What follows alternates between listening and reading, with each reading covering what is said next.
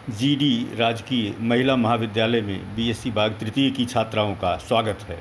बच्चों, मैं doctor VN Pandey आपको प्राणी शास्त्र का द्वितीय प्रश्न पत्र second paper ecology and environmental biology पढ़ा रहा हूँ।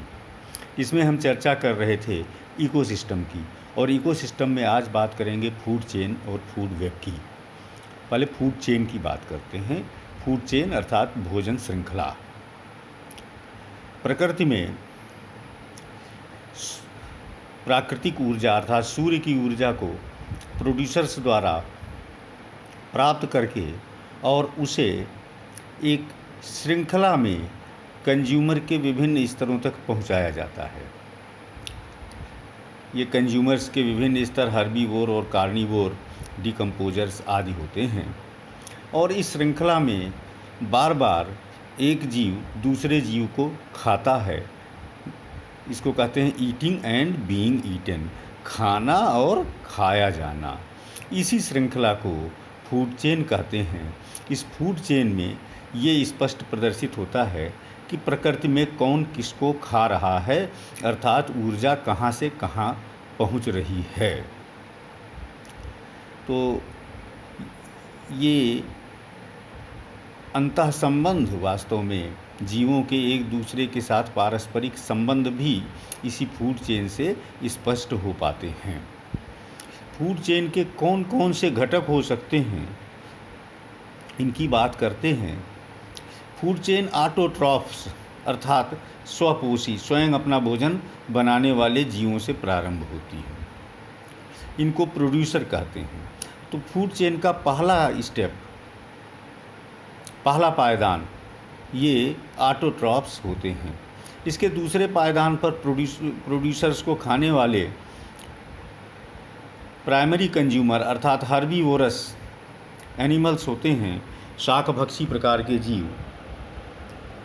ये शाकभक्षी जीव सेकेंडरी कंज्यूमर्स के द्वारा खाए जाते हैं।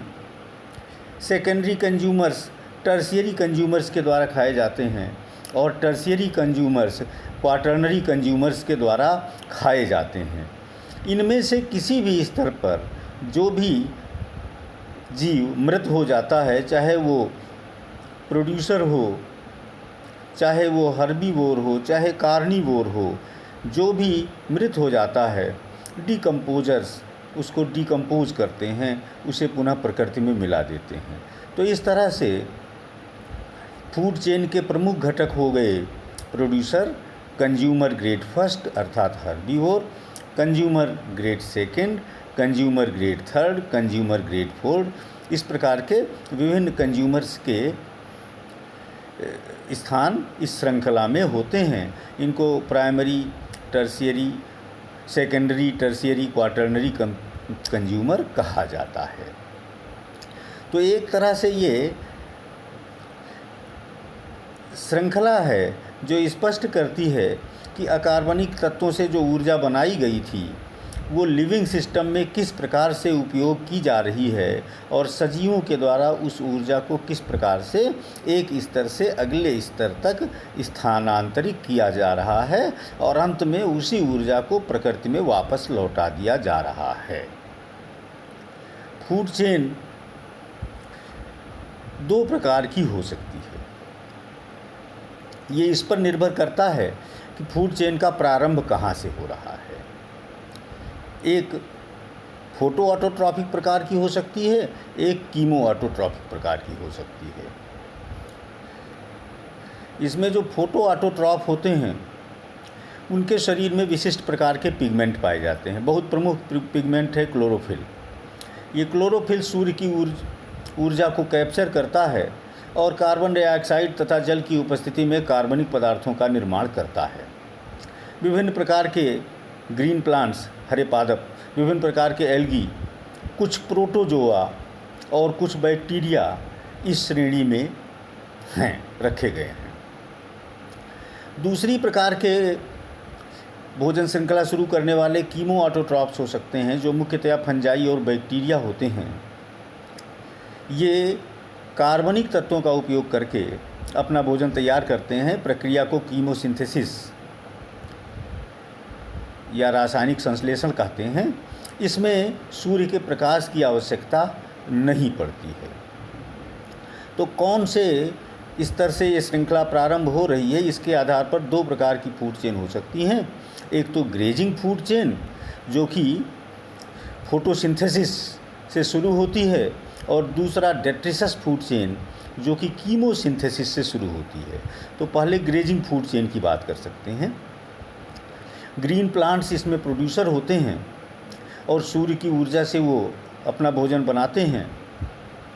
ग्रीन प्लांट से ये ऊर्जा ग्रेजिंग हर्बीवोर्स अर्थात शाकभक्षी हरे पादपों को खाने वाले प्राइमरी कंज्यूमर्स तक पहुंचती है, और प्राइमरी कंज्यूमर से ये ऊर्जा सेकेंडरी कंज्यूमर से टर्शियरी कंज्यूमर, और टर्शियरी कंज्यूमर से क्वाटर्नरी कंज्यूमर तक होते होते ये डिकम्पोजर्स पर पहुंच जाती है।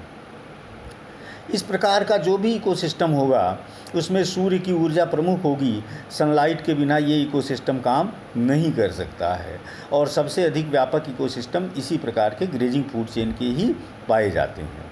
वास्तव में ऊर्जा का जो प्रमुख स्रोत है वो सूर्य है, और सूर्य की ऊर्जा को ग्रीन प्लांट्स ही यूटिलाइज या उपयोग कर पाते हैं। इसके उदाहरण देख सकते हैं। फाइटोप्लैंक्टन्स को जूओप्लैंक्टन खाते हैं, जूओप्लैंक्टन्स को फिश खाता है, फिश को स्नेक खा लेता है, और स्नेक अंत में डिकम्पोज हो जाता है। दूसरा उदाहरण देख सकते हैं, घास होता है, घास को रैबिट या डियर, हिरन या खरगोश खा सकते हैं, उनको कार्निवोर फॉक्स या टाइगर्स खा सकते हैं जो अंत में डिकम्पोज हो जा सकते हैं। तीसरा उदाहरण देख सकते हैं, घास को इंसेक्ट खाता है, इंसेक्ट को फ्रॉग या बर्ड्स खा सकते हैं, फ्रॉग को स्नेक खा सकता है, और स्नेक को हॉक या बाज खा सकता है, चील खा सकते हैं, और अंत में ये डिकम्पोजर्स तक पहुंच जाते हैं। तो ये ग्रेजिंग प्रकार का फूड चेन हुआ जो हरे पादपों से शुरू होता है। दूसरी फूड चेन भोजन श्रृंखला डेट्रिटस फूड चेन कहलाती है। ये कीमोसिंथेटिक रासायनिक संश्लेषण प्रकार की भोजन श्रृंखला है। ये मरे हुए सड़ते हुए कार्बनिक पदार्थों से प्रारंभ होती है। फंजाई या बैक्टीरिया इन कार्बनिक पदार्थों को खाते हैं, उनसे अपना भोजन प्राप्त करते हैं, रासायनिक क्रियाएं उनमें करते हैं, और फिर उनको खाने वाले कार्निवोर प्रकार के प्रीडेटर्स इस भोजन श्रृंखला का अगला स्तर बनाते हैं, और फिर से ये अंत में सूक्ष्म जीवों पर ही ये श्रृंखला पहुंच जाती है। इस प्रकार के इकोसिस्टम में सूर्य की ऊर्जा की आवश्यकता नहीं होती है, ये कार्बनिक पदार्थों से ही प्रारंभ होती है। इसीलिए इसको फॉल्स फूड चेन या छद्म या आभासी भोजन श्रृंखला कहते हैं, क्योंकि इसमें प्राकृतिक तत्वों से भोजन का निर्माण नहीं हो रहा है। जो भोजन पहले ग्रीन प्लांट्स ने बनाया हुआ है, वो चाहे भोजन श्रृंखला की किसी भी स्तर पर हो, वही ग्रीन प्लांट्स के द्वारा बनाया गया भोजन ही सड़ता हुआ जब होता है तो वो इस डेट्रिटस फूड चेन का आधार बनता है। तो इसीलिए इसको आभासी भोजन श्रृंखला कहते हैं। एक उदाहरण देख लें कि डेड ऑर्गेनिक मैटर को बैक्टीरिया आदि खाते हैं, अर्थवर्म्स उनको खाता है, अर्थवर्म को बर्ड्स खाते हैं, बर्ड को सांप या हॉक बाज खा सकते हैं, और फिर अंत में पुनः उन्हीं डिकम्पोजर्स या माइक्रोब्स द्वारा ये डिकम्पोज किए जाते हैं। तो जहाँ से प्रारंभ हुई थी वहीं पर ये भोजन श्रृंखला पुनः पहुँच जाती है। दोनों प्रकार की भोजन श्रृंखला में क्या अंतर है ये देखते हैं। पहला अंतर, grazing food chain green plant से शुरू होती है, प्रोड्यूसर्स से, जो इसका पहला स्तर बनाते हैं, जबकि डेट्रिटस फूड चेन माइक्रोब्स इसका पहला स्तर बनाते हैं, सूक्ष्म जीव इसका पहला ट्रॉफिक लेवल बनाते हैं। दूसरा प्रमुख अंतर है, ग्रेजिंग फूड चेन में ऊर्जा सूर्य से प्राप्त हो रही है, जबकि डेट्रिटस फूड चेन में ऊर्जा डिकेइंग ऑर्गेनिक मैटर सड़ते हुए कार्बनिक पदार्थों से प्राप्त हो रही है। तीसरा प्रमुख अंतर है कि जो ग्रेजिंग फूड चेन होती है वो वातावरण में या प्रकृति में ऊर्जा का निर्माण करती है, बायोमास को बढ़ाने का कार्य करती है। जबकि डेट्रिटस फूड चेन उपस्थित बायोमास में ही केमिकल चेंजेस करती है। बायोमास का वास्तविक सिंथेसिस यहाँ पर नहीं होता, लेकिन जो भी बायोमास है या जो भी एनर्जी है उसका मैक्सिमम यूटिलाइजेशन हो जाता है और वेस्टेज नहीं होने पाता है, वेस्टेज कम से कम होता है। ये सुनिश्चित करने का काम डेट्रिटस फूड चेन करती है। दोनों प्रकार की फूड चेन में क्या समानताएं हैं? दोनों ही श्रृंखलाएं खाए जाने के द्वारा या खाने के द्वारा ही चलती हैं। ईटिंग एंड बीइंग ईटन, एक को खाना और स्वयं खाए जाना। दोनों में ऊर्जा का प्रवाह एक स्तर से अगले स्तर तक किया जाता है और दोनों का अपना अपना ट्रॉफिक स्ट्रक्चर है, अर्थात दोनों में कंज्यूमर्स के अलग अलग, भले उनके नाम अलग अलग हों, लेकिन दोनों में कंज्यूमर्स होते हैं और दोनों ही प्रकृति के अकार्बनिक तत्वों का फिक्सेशन करते हैं। ग्रेजिंग फूड चेन में प्रकृति के अकार्बनिक तत्वों को प्राप्त किया जाता है, जबकि जो डेट्रिटस फूड चेन है यह अकार्बनिक तत्वों को वापस प्रकृति में छोड़ने का कार्य करता है। फूड चेन का महत्व क्या है?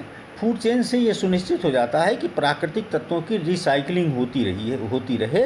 एबायोटिक और बायोटिक कंपोनेंट्स के द्वारा निरंतर प्राकृतिक तत्व प्रकृति से प्राप्त किए जाकर और विभिन्न प्रकार के प्रोड्यूसर और कंज्यूमर से होते हुए पुनः प्रकृति में पहुंचते रहें, ये फूड चेन के द्वारा सुनिश्चित किया जाता है। दूसरा महत्व है कि अगर इस फूड चेन का अध्ययन किया जाए तो हम समझ सकते हैं कि जीव एक दूसरे से किस प्रकार का संबंध या किस प्रकार परस्पर एक दूसरे पर निर्भर हैं।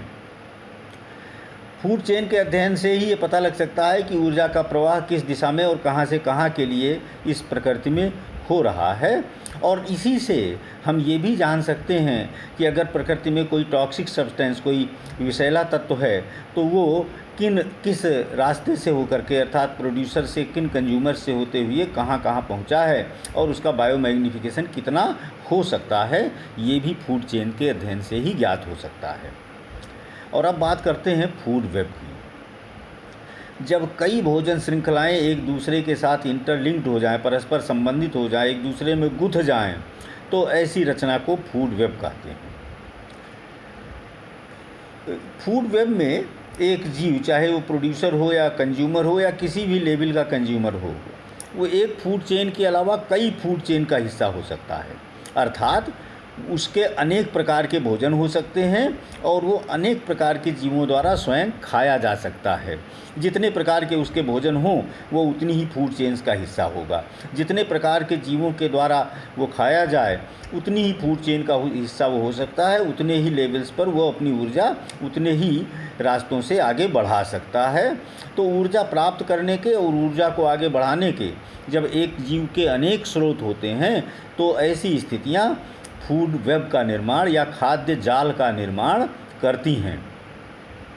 उदाहरण जैसे देख लें कि घास हो या कोई क्रॉप हो, प्लांट हो, उसको खाने वाले कई जीव हो सकते हैं। Insect, rabbit, rat, bird, deer, कीट हो सकता है, खरगोश हो सकता है, चूहा हो सकता है, पक्षी हो सकते हैं, हिरन हो सकता है। बहुत से प्रकार के जीव उस घास को या पौधे को खा सकते हैं।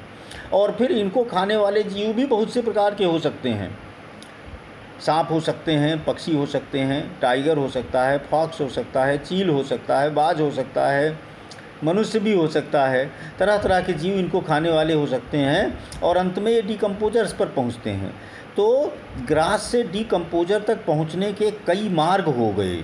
उस ऊर्जा के घास से शुरू हो करके और डिकम्पोजर्स तक पहुंचने के अनेक रास्ते हो गए और ये रास्ते बीच बीच में एक दूसरे से मिलते भी हैं, एक दूसरे को काटते हुए या एक दूसरे से इंटरलिंक्ड होते हुए भी पाए जाते हैं। इसी इंटरलिंक्ड फूड चेन्स को फूड वेब कहा जाता है।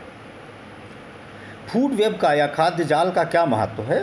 खाद्य जाल से ये सुनिश्चित हो जाता है कि प्रकृति की ऊर्जा का पूर्ण रूप से उपयोग किया जा सकता है और इस ऊर्जा को अनेक दिशाओं से होते हुए आगे बढ़ाया जा सकता है। अगर कोई एक मार्ग बंद भी हो जाए तो वो ऊर्जा दूसरे मार्ग से आगे बढ़ जाएगी और भोजन श्रृंखलाएं रुकेगी नहीं। प्रकृति में ऊर्जा का प्रवाह निरंतर जारी रहेगा, चलता रहेगा और इस तरह से इकोसिस्टम भी चलता रहेगा। तो फूड वेब में जितनी अधिक प्रकार की फूड चेन्स होंगी उतना ही अच्छा स्वस्थ इकोसिस्टम माना जाएगा। थैंक यू बच्चों।